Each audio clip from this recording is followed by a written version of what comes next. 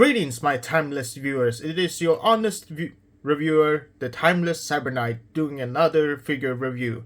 And this time we're going to take a look at, well, my first Buzzworthy Bumblebee figure that I literally collected, which is N.E.S.T Bonecrusher from Studio Series 95 BB.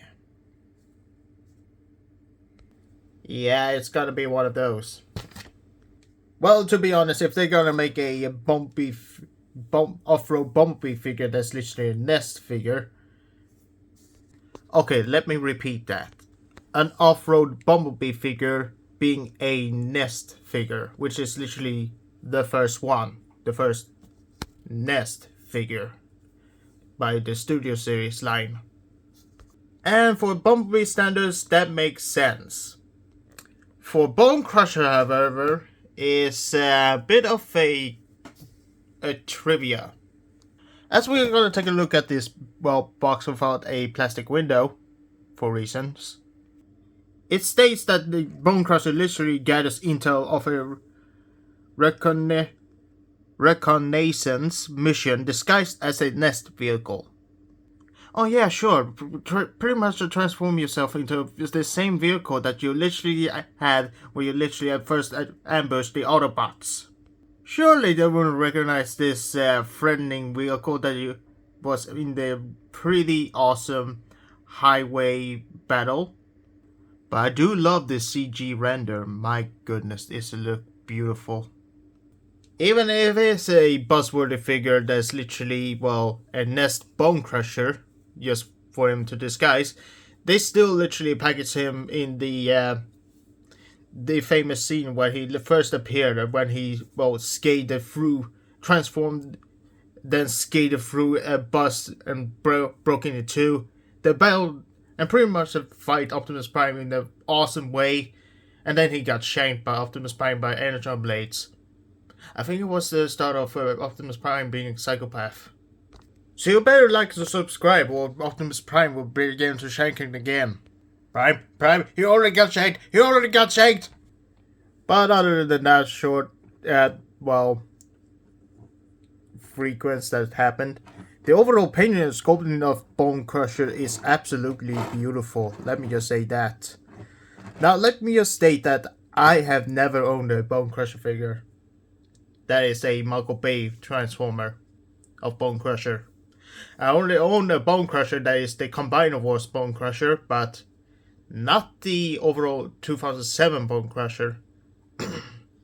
Because let's just say that I always wanted the original deluxe figure of Bonecrusher, but never got the chance, and I kind of heard that he kind of aged poorly. So my best chance was to get the Studio Series, but I still want the original 07. But let's just say I'm not gonna pay the scalping price.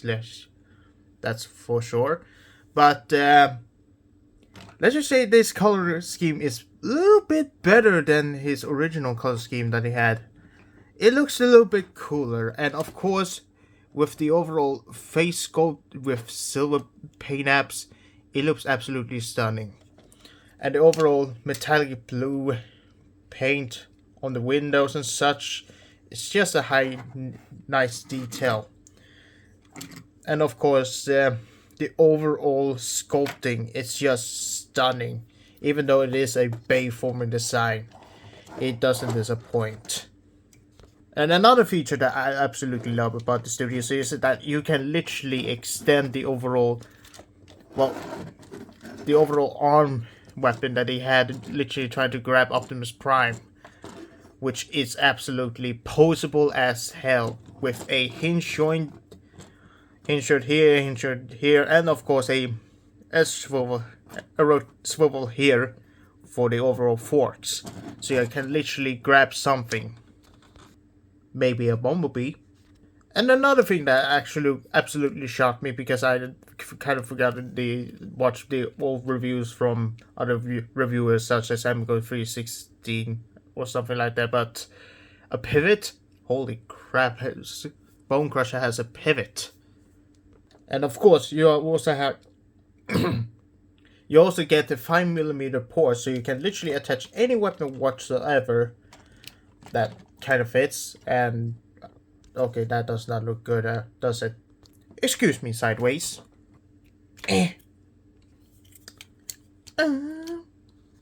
That was a bad segue. But you can literally attach, well, something like sideways, and now you can literally recreate him appearing somehow in the desert scene in the Revenge of the Fallen.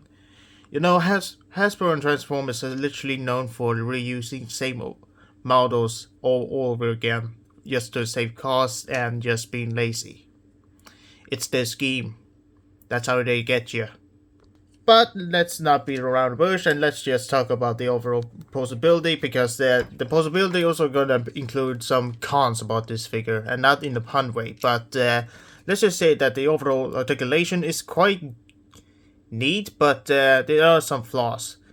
For example, he needs more range of the neck. He only has a ball joint and a hinge joint here on the neck area, and I know some previous copies, not the N.E.S.T, but the original Studio Series, literally had detachable face, which is not a feature, it's just a flaw. They did not superglue it, so just stating out. But there's also no tags for the overall upper area, and no tags for the overall butterfly joint, which is more for transformation, but you can literally pose him for more dynamic scenery. But here's also one thing that I don't get. This. He has squirrel arms. He cannot unattach this. But for what? Maybe that one scene when he's trying to grab her on the bridge. Sure. Or other than the original deluxe figure already did that, and kind of in a better way. But yeah, I kind of wish that they did something better with this, because this looks, well, kind of out of nowhere. And it doesn't even affect the transformation whatsoever. It just like that. And no wrist swivel, so he's forever being processed of being, well, he returned to monkey. And of course, being a deluxe figure, he doesn't have a waist swivel. Shame. Well, more for transformation whatsoever, but I still know, of course, the overall pivots, but of course there's also knees, which is not that much, maybe a little bit of 90 degrees, but yeah, the posability is what it could have been a little bit better for a Studio Series Bonecrusher, but I mean, he literally moved around quite well with just skating feet. And fighting Optimus Prime, he literally struggles trying to pull a fight against the leader of the Autobots until he met his demise. And of course, you need to be careful when you're, of course, balancing the overall long claw weapon as well, or else it tends to be a little bit top heavy in some areas, but right now it's stable. Here he is next to Studio Series, well, Bayway Optimus Prime, then Studio Series Sideways, and of course Off-Road Bumblebee. And as for masterpiece size, here we have Metal Slug. So yeah, lovely looking robot mode, but right now let's transform this lad, shall we? First you need to do is literally, well, my camera almost fell, that almost went out nowhere. But first things first, you need to angle these, well, forks in a direction where the flat surface is more flatter. Otherwise, it will bump into each other like so, and it will not connect. So, you really need to have these forks flattened in a flat area. So, and now you're done with that. Then you need to literally unhinge this because it doesn't tap in at all. Then what you need to do is literally untap the torso area, which is the explanation why he doesn't have any waist swivel.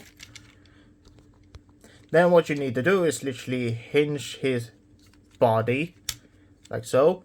But first things first, you need to flip these, well, areas, which I forgot. He has a spread and he can go from the back, which I forgot, sorry. But what you need to do is literally angle these ones in inward so they snug in perfectly. And then you just need to tap it in like so. Then you need to rotate the overall legs like so. And of course you need to hinge these claw feet. Then you need to, if I do correctly, rotate the overall wheel like so. So it will look like that. Same for the other leg. Then you need to connect them like so. Then what you need to do is just flip down the overall the overall arms like so. And of course you need to hinge out the front mirror, the front window like so. And then you need to, well, first things first, before you do that, you need to have the roof area literally on top, otherwise it won't connect properly. And then you need to twist around the arms like so. And then you just clip them together, even though it is a little bit penalty. But then you also need to tap in everything as well as you can, if it's possible. Yep, there it is. And then you can literally just bring up the front bumper. Now you need to angle these arms inward like so. Here we go. And then you just need to tap in the overall wheels like so.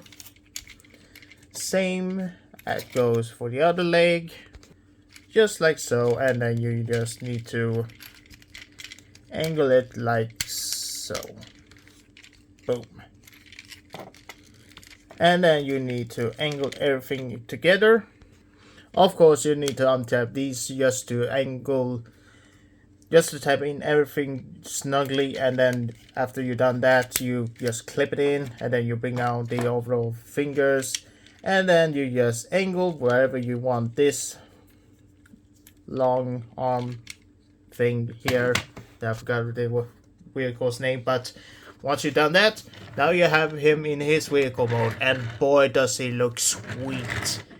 Even though it is quite stupid to try to disguise yourself as a N.E.S.T vehicle when you have a Decepticon symbol. Smart ass. But then again, the soldiers are pretty much having the memory of a goddamn goldfish. Never mind. And both Autobots and Decepticons are both psychos. Now that I'm thinking about it. Both commit war crimes. Sure, there's a little bit kibbling underneath. Actually, it does not look bad.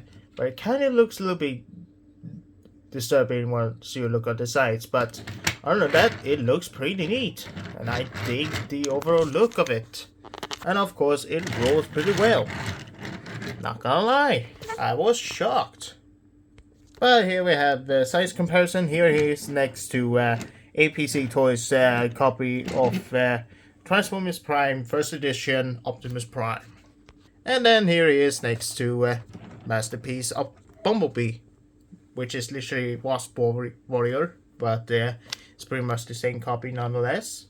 Here he is next to APC Toys take on a Voyager class sized Transformers Prime First Edition Megatron, but literally Rampage.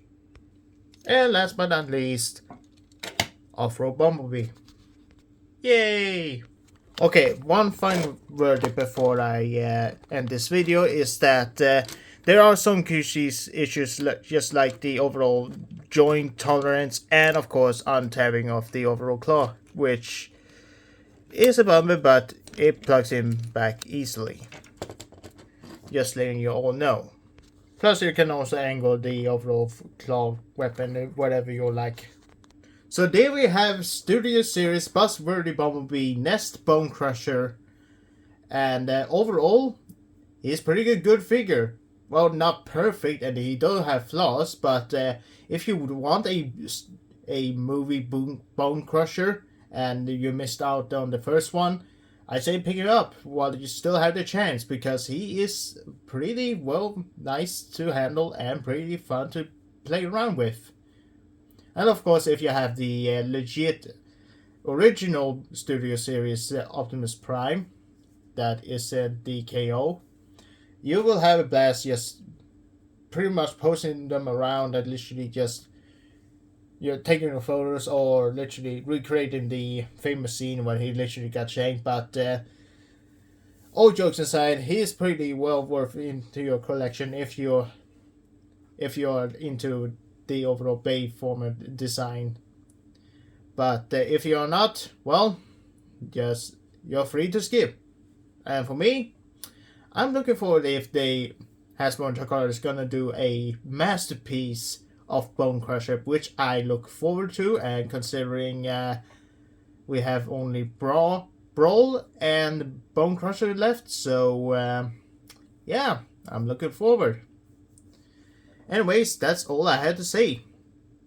Thank you all so much for watching, and if you want to see more, and of course, pretty much support my channel even further, considering I've already hit 1,000 subscribers, which thank you all so much for that milestone. I could not be here without you all.